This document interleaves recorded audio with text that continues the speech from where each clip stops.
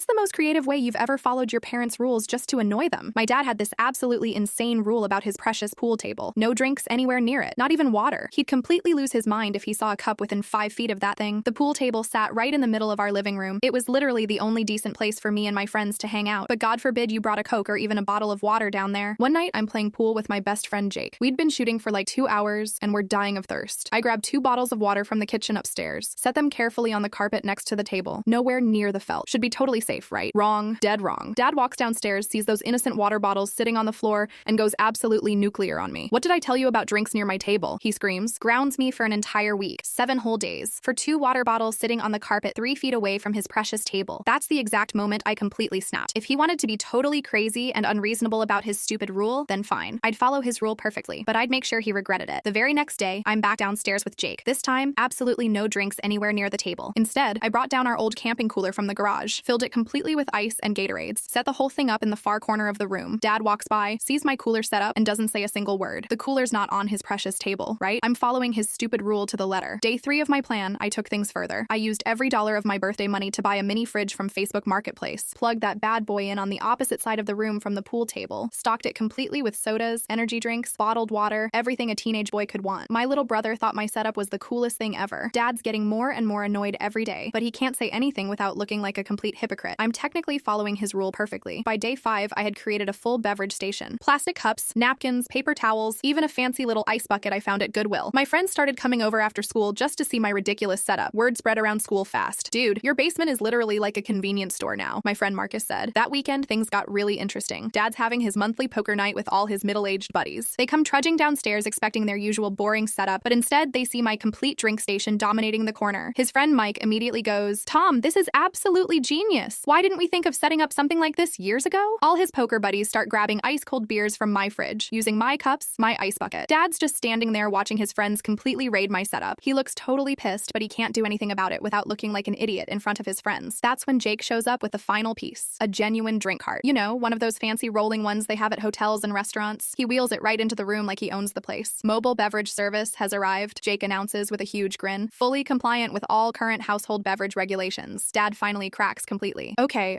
you made your point loud and clear, but I wasn't finished yet. What point exactly, Dad? I'm just carefully following your rule. No drinks on the table. His poker buddies are absolutely cracking up at this point. Mike goes, "Kids got you there, Tom. He's technically right." That's the moment Dad realized he'd been completely outsmarted by a 14-year-old armed with $50 and way too much free time. New rule got implemented immediately. 1 drink per person maximum. Coasters absolutely mandatory for everything. I still keep that mini fridge running though. Some victories you just don't give back.